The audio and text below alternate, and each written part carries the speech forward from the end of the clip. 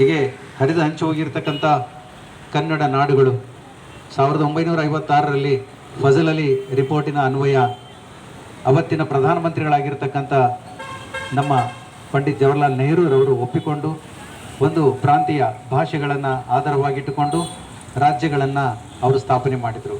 ಅವತ್ತೇ ನಮ್ಮ ಮೈಸೂರು ರಾಜ್ಯ ಉದಯ ಆಯಿತು. ಅದಾದ ನಂತರ ಸುದೀರ್ಘವಾಗಿರ್ತಕ್ಕಂಥ ಘಟ್ಟದಲ್ಲಿ ಅನೇಕ ದಶಕಗಳ ನಂತರ 1973ರಲ್ಲಿ ಅವತ್ತಿನ ನಮ್ಮ ಕರ್ನಾಟಕ ಮೈಸೂರು ರಾಜ್ಯದ ಮುಖ್ಯಮಂತ್ರಿಗಳಾಗಿರ್ತಕ್ಕಂಥ ದಿವಂಗತ ದೇವರಾಜ ಅರಸರವರ ಒಂದು ಪರಿಶ್ರಮದಿಂದ ಇದು ಕರ್ನಾಟಕ ರಾಜ್ಯ ಅಂತ ತಿಳ್ಕೊಂಡು ಮರುನಾಮಕರಣ ಆಯಿತು. ಅವತ್ತಿಂದ ನಾವು ಕರ್ನಾಟಕ ರಾಜ್ಯದವರಾಗಿದ್ದೇವೆ. ಹೀಗಾಗಿ ಇವತ್ತಿಗೂ ಕೂಡ ಏನೇ ಏಕೀಕರಣ ಆಗಿದ್ರೂ ಕೂಡ ಇವತ್ತಿಗೂ ಕೂಡ ಅಚ್ಚ ಕನ್ನಡ ಹೃದಯದಲ್ಲಿ ಇವತ್ತಿಗೂ ಕನ್ನಡಕ್ಕೆ ಅಗ್ರ ಸ್ಥಾನವನ್ನು ಕೊಟ್ಟರು. ಇವತ್ತು ಮಹಾರಾಷ್ಟ್ರದಲ್ಲಿರ್ತಕ್ಕಂಥ ಶೊಲ್ಲಾಪುರದವರು ಅಕ್ಕಲ್ಕೋಟು ಮತ್ತು ನಿಲಂಗ ಬಾರ್ಸಿ ಹೌದಾ ಇವೆಲ್ಲ ಜತ್ ಮತ್ತು ಕೇರಳದಲ್ಲಿರ್ತಕ್ಕಂಥ ಕಾಸರಗೋಡು ಮತ್ತು ಇನ್ನಿತರ ಭಾಗಗಳು, ಆಂಧ್ರದಲ್ಲಿರ್ತಕ್ಕಂಥ ಇವತ್ತು ಆದೋನಿ, ಆಲೂರು, ಆಲರ್ತಿ ಹೌದಾ ಇವೆಲ್ಲ ಕೃಷ್ಣ ಮತ್ತು ಈ ಕುಣಸಿ ಈ ಎಲ್ಲ ಭಾಗಗಳು ಇವತ್ತಿಗೂ ಗದ್ವಾಲ್ನಲ್ಲಿ ಇರ್ತಕ್ಕಂಥವ್ರು, ಕರ್ನೂಲಲ್ಲಿ ಎಲ್ಲವೂ ಕೂಡ ಇವತ್ತಿಗೂ ಆ ಒಂದು ಭೂಪಟದಲ್ಲಿ ಆಂಧ್ರ, ತೆಲಂಗಾಣ, ಮಹಾರಾಷ್ಟ್ರ, ಕೇರಳ ಅಂತ ಇದ್ರೂ ಕೂಡ ಅವರ ಹೃದಯದಲ್ಲಿ ಇವತ್ತಿಗೂ ಕೂಡ ಕನ್ನಡದ ಜ್ಯೋತಿ ಬೆಳಗ್ತಾ ಇದೆ. ನಮಗಿಂತಲೂ ಕೂಡ ಅಲ್ಲಿರ್ತಕ್ಕಂಥ ಕನ್ನಡಿಗರಿಗೆ ನಾವು ಹೃದಯಪೂರ್ವಕವಾಗಿರ್ತಕ್ಕಂಥ ಶುಭಾಶಯಗಳನ್ನು ಸಲ್ಲಿಸಬೇಕಾಗಿದೆ. ಇವತ್ತಿಗೂ ಕೂಡ ಕನ್ನಡ ಸಾಹಿತ್ಯ, ಕನ್ನಡ ಭಾಷೆ ಉಳಿವಿಗಾಗಿ ಆ ಗಡಿ ಭಾಗಗಳಲ್ಲಿ ಹೋರಾಡ್ತಾ ಇದ್ದಾರೆ.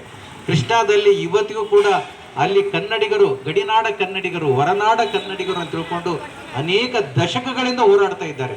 ಅವರಿಗೆ ನಾವೆಲ್ಲ ಪ್ರತಿಯೊಂದು ಹಂತದಲ್ಲಿ ಕೂಡ ಸುಮಾರು 30 ವರ್ಷಗಳಿಂದ ಕೇವಲ ಏಕೈಕ ಕನ್ನಡ ಸಂಘ ಅಂದರೆ ಅದು ಅಖಿಲ ಕರ್ನಾಟಕ ಡಾಕ್ಟರ್ ರಾಜ್ಕುಮಾರ್ ಸಂಘ ಮಾತ್ರ ಇತ್ತು. ಅವತ್ತಿಂದಲೂ ಕೂಡ ಇವತ್ತಿಗೂ ಹೊರನಾಡ ಕನ್ನಡಿಗರು, ಗಡಿನಾಡ ಕನ್ನಡಿಗರಿಗೆ ಅವರ ಅಸ್ತಿತ್ವಕ್ಕಾಗಿ, ಅವರ ಉದ್ಯೋಗಕ್ಕಾಗಿ, ಅವರ ಶಿಕ್ಷಣಕ್ಕಾಗಿ ನಾವು ಅವರ ಬೇಡಿಕೆಗಳಿಗಾಗಿ ಸ್ಪಂದನೆ ಮಾಡಿ ಅವರ ಹೋರಾಟದಲ್ಲಿ ನಾವು ಕೂಡ ಭಾಗವಹಿಸಿದ್ದೇವೆ. ಅಂತಹ ಒಂದು ಇವತ್ತು ಗೆಜೆಟ್ ನೋಟಿಫಿಕೇಶನ್ ಆಗಿದೆ ಕನ್ನಡ ಪ್ರಾಧಿಕಾರದಿಂದ. ಇವತ್ತು ಗಡಿನಾಡ ಭಾಗದಲ್ಲಿ ಇರ್ತಕ್ಕಂಥ ಎಲ್ಲ ಕನ್ನಡಿಗರು ಉನ್ನತ ಶಿಕ್ಷಣಕ್ಕಾಗಿ ರಾಯಚೂರು ಮತ್ತು ಕರ್ನಾಟಕದ ಯಾವುದೇ ಭಾಗಕ್ಕೆ ಹೋದರೂ ಕೂಡ ಅವರಿಗೆ ಅಲ್ಲಿ ಸ್ಥಾನ ಕೊಡಬೇಕು, ಶಿಕ್ಷಣದಲ್ಲಿ ಅವಕಾಶ ಕೊಡಬೇಕು ಅಂತ ತಿಳ್ಕೊಂಡು ಅವರಿಗೆ ಒಂದು ಗೆಜೆಟ್ ನೋಟಿಫಿಕೇಶನ್ ಆಗಿರ್ತಕ್ಕಂಥದ್ದು ಸುದೀರ್ಘವಾಗಿರ್ತಕ್ಕಂಥ ಗಡಿನಾಡ ಕನ್ನಡಿಗರ ಹೋರಾಟ ಮತ್ತು ಅಖಿಲ ಕರ್ನಾಟಕ ಡಾಕ್ಟರ್ ರಾಜ್ಕುಮಾರ್ ಸಂಘದ ಒಂದು ಪರಿಶ್ರಮ ಅಂತಂದರೆ ಇವತ್ತು ನಾನು ಭಾಳ ಹೆಮ್ಮೆ ಪಡ್ತಾ ಇದ್ದೀನಿ.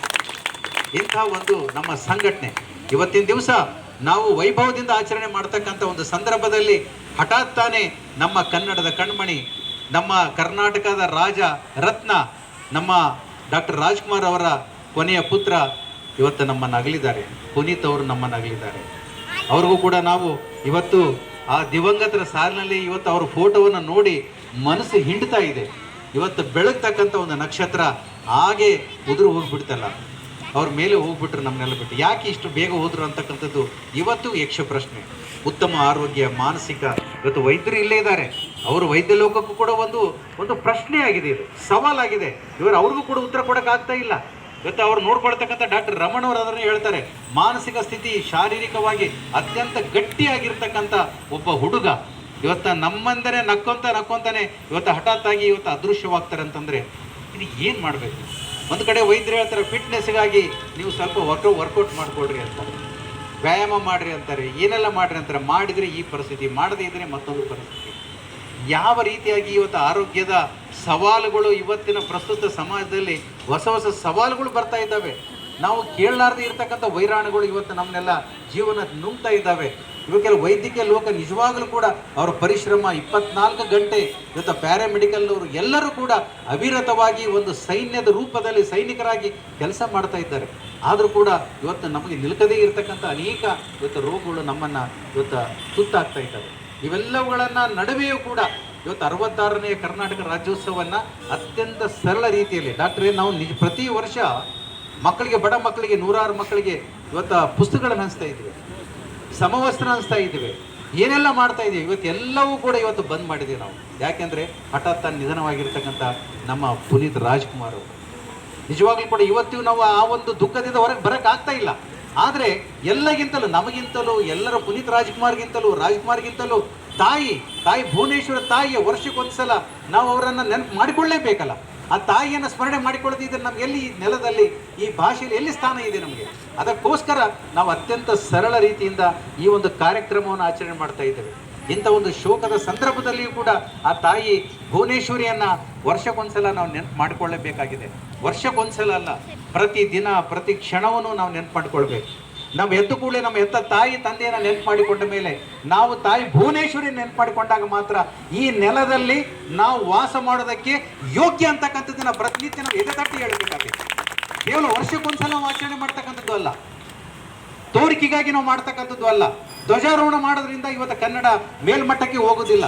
ಇವತ್ತು ನಮ್ಮ ನರನಾಡಿಗಳಲ್ಲಿ, ನಮ್ಮ ರಕ್ತ ಅಣುಗಳಲ್ಲಿ, ತೃಣಗಳಲ್ಲಿ ಇವತ್ತು ಕನ್ನಡ ಇವತ್ತು ನಮ್ಮಲ್ಲೇ ಆಗಬೇಕು, ನಮ್ಮದಾಗಬೇಕು.